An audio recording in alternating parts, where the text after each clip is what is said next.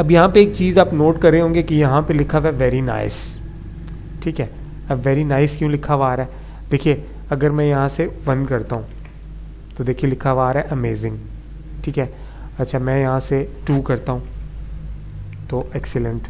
अगर मैं 3 करता हूँ, ये किसके ऊपर बेस्ड है?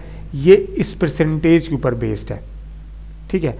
अगर मैं ये फार्मूला आपको दिखाऊं तो ये देखिए काफ़ी लेंथी फार्मूला है, लेकिन ये कोई इतना मुश्किल फार्मूला नहीं है। आपने इफ़ की मदद से उसको बताना है कि अगर ये परसेंटेज जो है, ये परसेंटेज अगर 91 से ज़्यादा है, ठीक है, अगर ये 91 से ज़्यादा है तो क्या लिखा हुआ है? अमेजिंग। अगर ये 81 से ज़्यादा तो लिखा हुआ है एक्सीलेंट, ठीक है। और अगर आपको बताऊं कि अगर आप एक्सेल का ये इफ़ एल्स वाली कंडीशंस या इफ़ का फार्मूला अगर जानते हो तो आप आसानी से ये लगा लेंगे, ये कोई मसला नहीं है। लेकिन अगर आपको फिर भी समझ में नहीं आती तो आप मुझे रब्ता कर सकते हैं, मैं ये फाइल आपको दूंगा, आप आसानी से इन चीज़ों को देख सकते हैं। अगर मैं इफ़ समझाने बैठूंगा तो फिर पहले ही वीडियो काफ़ी लंबी हो रही है तो फिर ये और भी ज़्यादा लेंथी हो जाएगी, वरना इफ़ समझाने में कोई मसला नहीं है, ये बहुत सिंपल सा टॉपिक है, आप आसानी से इसको देख के समझ सकते हैं।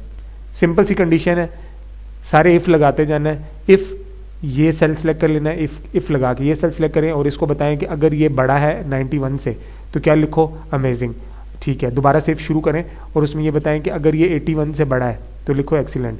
अगर ये 71 से बड़ा है तो लिखो वेरी गुड। अगर 61 से बड़ा है तो लिखो वेरी नाइस, ठीक है। और इसी तरह अगर ये 51 से बड़ा है तो लिखा हुआ है सिर्फ इट्स ओके। और अगर ये 33 से बड़ा है तो लिखो हार्ड वर्क रिक्वायर्ड, वरना सब के लिए लिखो कीप ट्राइंग। मैं उम्मीद करता हूँ कि आपको समझ आ रही होगी। अगर आपको समझ में नहीं आई तो आप यहाँ पे वीडियो को पॉज कर लें, पॉज करने के बाद इस फार्मूला को ध्यान से देखें और इंशाल्लाह मैं उम्मीद करता हूँ कि आपको ये चीज़ समझ में आ जाएगी। अगर फिर भी कोई मसला आता है तो आप मेरे से कमेंट सेक्शन में रब्ता करें, इंशाल्लाह मैं आपको उसका रिप्लाई दूंगा। या आपको अगर ये फ़ाइल चाहिए होगी प्रैक्टिस के लिए तो मैं भी ये वाली फ़ाइल भी आपको दे दूँगा। दोस्तों अब यहाँ पर बात आती है पिक्चर्स की, जो है वो थोड़ा ट्रिकी है, लेकिन मैं आपको बताता हूँ कि आप इसको किस तरीके से लगा सकते हैं। देखिए दोस्तों यहाँ पे मैंने एक पिक्चर रख ली है अपनी, ये आपने साइजेस वगैरह ध्यान से एडजस्ट कर लेने। अब देखिए करना क्या है, देखिए मैं यहाँ पर एक चीज़ लिख रहा हूँ, आपने ध्यान से देखना है इस चीज़ को, ठीक है। पहले डेटाबेस में देखिए मेरे पास पिक्चर्स मैंने सारी अलाइन करके रखी हुई हैं, किस तरीके से अलाइन है। देखिए कि ये अगर मैं कॉलम सेलेक्ट करूँ तो देखिए कोई पिक्चर कॉलम से बाहर नहीं है, ठीक है। और इसी तरह अगर मैं रो सेलेक्ट करता हूँ तो रो से भी बाहर नहीं है, यानी ये कॉलम और रो के बिल्कुल सेंटर में होनी चाहिए और इतनी होनी चाहिए जो आसानी से नज़र आए, ठीक है। अच्छा अब यहाँ पर आप क्या करेंगे, इक्वल्स टू कहाँ पे जाना है आपको? मिसाल है मैं यहाँ पे रखता हूँ। अब आपको समझ आ रही है चीज़ कि यहाँ पे क्या लिखा हुआ है? डेटाबेस और T3, यानी वो डेटाबेस में आया है और यहाँ पर उसने T3 को सिलेक्ट किया, लेकिन हमें T3 नहीं चाहिए, हमें चाहिए U, ठीक है। ये चाहिए ना, ये वाला कॉलम, ठीक है। अच्छा एक चीज़ और मुझे मसला आ रहा है, मैं उसको आपको वो क्लियर करूँ कि इस फार्मूला को लगाने से पहले, अच्छा फार्मूला ख़त्म कैसे होगा? एस्केप से, ठीक है। एस्केप से मेरे फार्मूला ख़त्म हुआ, ये चीज़ मैं ख़त्म कर रहा हूँ क्योंकि ये आपको डिस्टर्बेंस देगी। ऊपर जो कॉलम लिखा हुआ है इसको मैं डिलीट कर रहा हूँ, ठीक है। आपको मैं उम्मीद करता हूँ कि चीज़ समझ में आ रही है, ठीक है। अब यहाँ से हम दोबारा आते हैं, यहाँ से मैं आपको चीज़ समझा रहा था कि मिसाल है मैं यहाँ से इसको सिलेक्ट करता हूँ, इसको, तो अब यहाँ पे गौर से देखिए कि डेटाबेस में वो आया और उसने इस टी को सिलेक्ट किया, ठीक है। लेकिन हमें ये चाहिए, ये नहीं चाहिए, ठीक है। तो मैं यहाँ पे क्या करूँगा, इसको हटा दूँगा और ख़ाली यू लिख दूँगा, यू, ठीक है, क्योंकि हमारा कॉलम यू है, ठीक है। और यहाँ से ये पहले आपको सिंगल कोट नज़र आ रहा होगा, हम यहाँ से इसको डबल कोट कर देंगे। यहाँ पे डबल कोट लगाया और यहाँ पर भी डबल कोट लगा दिया, ठीक है। अब यहाँ तक करने के बाद हम आए इस शीट के ऊपर और यहाँ पर हमने इसको कैनकेटिनेट करना है। वो मैंने आपको बताया था शुरू में कि हम इसको मर्ज कैसे करेंगे। तो मर्जिंग के लिए क्या होता है कि हमने ये लगाया और साथ में हमने इसको सिलेक्ट करना है, ठीक है, यहाँ पे ये लिख के, और इसके अंदर करना है +1। आप ये फार्मूला ध्यान से देखिए, ठीक है। इसके अंदर इसको सिलेक्ट किया और साथ में क्या किया, +1। +1 किस लिए किया वो मैं अभी आपको बताता हूँ। अगर +1 ना करें तो यहाँ पे ये तस्वीर शो नहीं होगी, ठीक है। इसलिए आपने इसके अंदर +1 करना है, ठीक है। यहाँ पे +1 किया एंड ओके का बटन प्रेस करें, ये इंटर का, तो ये आपके पास आ गया।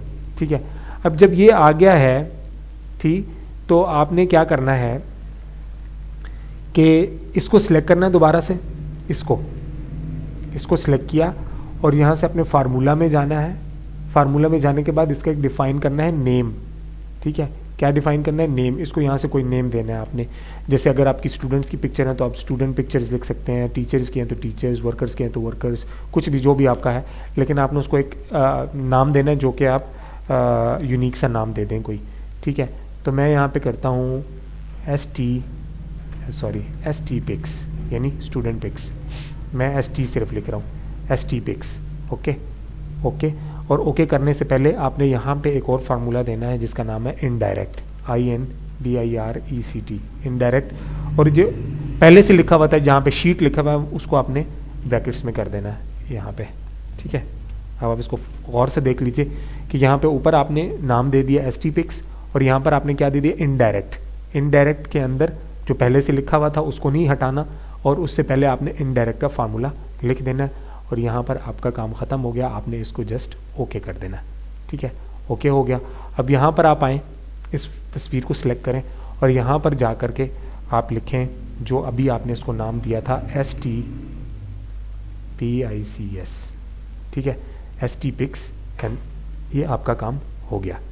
अब हम यहाँ से इसको चेक करते हैं। मैं अगर 1 करूँ तो ये देखिए तस्वीर चेंज हो चुकी है। ठीक है, उसका मोहम्मद अली नाम आ गया, मोहम्मद अयूब उसके वालिद का नाम, ये सारा डाटा पहले स्टूडेंट का आ चुका है। ठीक है, देखिए रोल नंबर भी यहाँ से चेंज हो रहा है और यहाँ से आपको अगर मैं इसको थोड़ा जूम आउट करके दिखाऊँ आपको, तब आपको सारा व्यू क्लियर आए। ठीक है, अब यहाँ से अगर मैं 2 करता हूँ, देखिए पिक्चर भी चेंज हो रही है, डाटा भी चेंज हो रहा है और यहाँ से इसका चार्ट भी मूव कर रहा है। ठीक है, 3 पे जाते हैं, ये देखिए सारा डाटा आसानी से आप 4th, ठीक है, 5th। ठीक है, अब ये चीज़ें हमने क्लियर कर ली हैं। मैं उम्मीद कर रहा हूँ कि आपको ये चीज़ें समझ आ रही हैं, लेकिन अगर समझ में नहीं आ रही तो आप कमेंट सेक्शन में ज़रूर बताइए, मैं आपकी हेल्प करूँगा इंशाल्लाह। अच्छा, अब यहाँ से मैं इसको जूम इन करता हूँ थोड़ा ताकि वाज़ेह नज़र आए।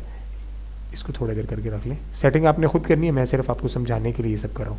ठीक है, ये सारी चीज़ें हमने कवर कर ली, तस्वीर भी लगा ली। अब हमने बात करनी है वो लिस्ट डाउन की और स्क्रॉल बार, ये 2 चीज़ें हमारी रह गई हैं। अच्छा, अब यहाँ पर लिस्ट कैसे बनानी है ये वाली, पहले मैं इस लिस्ट को ख़त्म करता हूँ ताकि आपको मैं दोबारा से बता सकूँ कि आप ये कैसे बनाएंगे। ठीक है, डाटा में जाते हैं, डाटा वैलिडेशन में, और यहाँ से यहाँ पे जाने के बाद यहाँ से मैं इसको एनी वैल्यू करके और फिर मैं आपको दोबारा से लगा के दिखाता हूँ। और ओके, अब यहाँ पे देखिए, यहाँ पे आपको कोई लिस्ट डाउन नज़र नहीं आ रहा, ड्रॉप डाउन लिस्ट जो होती है वो नज़र नहीं आ रहा। तो अब वो किस तरीके से आएगी कि आपने यहाँ पे इस सेल के ऊपर लगानी है, तो इस सेल को सिलेक्ट कर लिया ना, उसके बाद डाटा वैलिडेशन में जाना है, यहाँ से आपको एनी वैल्यू नज़र आ रहा है, लेकिन यहाँ पे आपने क्या करना है, लिस्ट कर लिया। अब वो लिस्ट कहाँ से लेनी है उसको सोर्स बताना है। मैं डाटाबेस में जा रहा हूँ अपनी, यहाँ पे क्लिक कर लें और डाटाबेस में जाएं, और डाटाबेस में जाने के बाद जो आपकी रोल नंबरों वाली लिस्ट है ये इसको पूरी दे दें। हेडिंग सेलेक्ट नहीं करनी है, आपने ख्याल रखना है, और यहाँ तक जहाँ तक मेरा डेटा है मैं इसको टोटल यहाँ पे ओके कर रहा हूँ। बस इतनी सी बात है, आपकी लिस्ट लग चुकी है। अब यहाँ से भी आप इसको ये देखेंगे, आप जो ही सिलेक्ट होगा तो नीचे सारी चीज़ें मूव करेंगी। ये देखें सारा काम बिल्कुल परफेक्टली हो रहा है। ठीक है, 4th जो भी आप करना चाहें ये बिल्कुल काम करेगा। अच्छा, ये जो है आप इसको हाइड कर सकते हैं, बिल्कुल क्लीन है आपका। ठीक है, कोई प्रॉब्लम नहीं आएगी आपको, ये सारी चीज़ें काम करेंगी। ठीक है, अच्छा, अब जो हमने दूसरा बटन लगाना है वो क्या है, वो है जो स्क्रॉल बार होता है वो कैसे कि डेवलपर में जाएं। डेवलपर अगर आपका ऑन नहीं है तो आप फाइल में ऑप्शंस में जाके इसको ऑन कर सकते हैं। तो इंसर्ट में आए और इंसर्ट में यहाँ पे हमारे पास ये कुछ कमांड बटन होते हैं, ये नीचे वाले नहीं बल्कि ऊपर वाले आपने यूज़ करने। ठीक है, तो इसमें से मैं ये स्क्रॉल बार, क्योंकि मैंने आपको बताया कि मैं वो बताऊँगा आपको, तो मैं यहाँ पर ये लगा लेता हूँ। स्क्रॉल आप जितना मर्जी बड़ा लगा लीजिए, कोई प्रॉब्लम नहीं है, आपने अपने हिसाब से। ठीक है, अब ये स्क्रॉल बार लग चुका है। अच्छा, अब हमने इसको वैल्यूज़ देनी है कि ये कितना मूव करे, तो मैं इसके ऊपर राइट क्लिक करता हूँ और इसको मैं जाता हूँ फॉर्मेट कंट्रोल पे। फॉर्मेट कंट्रोल में जाने के बाद हमने इसको बताना है कि हमारा रोल नंबर 1 से शुरू हो रहा है, डाटा 1 से स्टार्ट है, 0 से तो स्टार्ट नहीं है, 1 से स्टार्ट है, तो मिनिमम वैल्यू हमारे पास है 1। ठीक है। और मैक्सिमम वैल्यू हमारे पास कितनी है, टोटल मेरे पास 10 स्टूडेंट है, आपके पास जितने होंगे आपने उतनी तादाद देनी है। मिसाल अगर आपके पास 500 हैं तो आपने 500 दे देनी है, 1000 हैं तो 1000 दे दें, जितनी आपके पास वैल्यू है। मैंने चूँकि आपको समझाने के लिए बनाया तो मैं इसमें 10 स्टूडेंट्स का डेटा है तो मैं 10 लिख रहा हूँ, और बाकी चीज़ों को आपने नहीं छेड़ना, लेकिन यहाँ पे नीचे सेल का लिंक देना है कि ये किसके साथ लिंक हो, तो ये आपने सेल लिंक में ये वाला सेल दे देना, जो आपका बेस सेल है जिसके ऊपर सारी ये चीज़ें काम कर रही हैं, ये आपका बेस सेल है, इसी को आपने सेलेक्ट करके देन जस्ट ओके, और अब आप एक दफ़ा क्लिक कर दें। अब आपका ये बटन काम करेगा, देखें अब ये 1 पे खड़ा है, नीचे आते जाए 2 3 4 5 6 7 8 9 10 इस तरीके से। तो दोस्तों मैं उम्मीद करता हूँ कि आपको आज का ये जो लेसन था ये पसंद आया होगा, समझ में आया होगा, और आपने ज़रूर कुछ ना कुछ सीखा होगा। आप ज़रूर इसको ट्राई करें।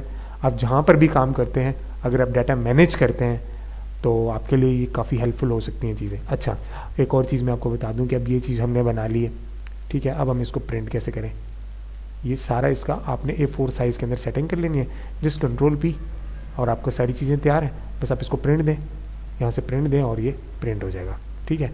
इसमें कोई परेशानी वाली बात नहीं है। एक बंदे का प्रिंट कर लिया आपने, अब नेक्स्ट पे आए, ये 8th का आ गया। अब हम यहाँ से इसको दोबारा सेलेक्ट कर लें और इसको आप प्रिंट के लिए भेज सकते हैं, Ctrl+V, तो ये कोई परेशानी आपको नहीं देगा। तो इस तरीके से चीज़ें ऑटोमेट होती हैं, और हमने ये भी कर लिया। अब मैं सैलरी शीट की तरफ भी जाऊंगा, इंशाल्लाह सैलरी भी बनाना सीखेंगे हम लोग। तो आपने मुझे कमेंट सेक्शन में ये बताना है कि आपको ये वीडियो कैसी लगी है, क्या आपने कुछ सीखा है या नहीं सीखा है, इसमें क्या बेहतरी लाई जा सकती है और क्या चीज़ इसमें ऐड की जाए, ये आप लोगों ने मुझे कमेंट सेक्शन में बताना है। और अगर चैनल पर पहली दफ़ा विज़िट किया है तो इसको लाइक ज़रूर कर दें और सब्सक्राइब भी ज़रूर कर लें, वीडियो को शेयर करें दोस्तों के साथ, क्योंकि इस तरह की वीडियोस जो हैं वो मैं इंशाल्लाह लेकर आता रहता हूँ आपके लिए। आप मेरा चैनल विज़िट करके देख सकते हैं, एक्सेल की काफ़ी सारी वीडियोस मेरे चैनल पर मौजूद हैं। तो दोस्तों कॉन्सेप्ट आपको मिल गया है। तो इमेजिनेशन तो एंडलेस होती है, उसका कोई हद नहीं होती। आप कुछ भी सोचें, उसको अप्लाई करने की कोशिश करें, फार्मूलाज की मदद से सोचें इस बारे में कि हम इसको कैसे ऑटोमेट कर सकते हैं। तो नेक्स्ट वीडियो तक आपने जो है वो अपना ख्याल रखना है। मिलते हैं इंशाल्लाह। अल्लाह हाफ़िज़।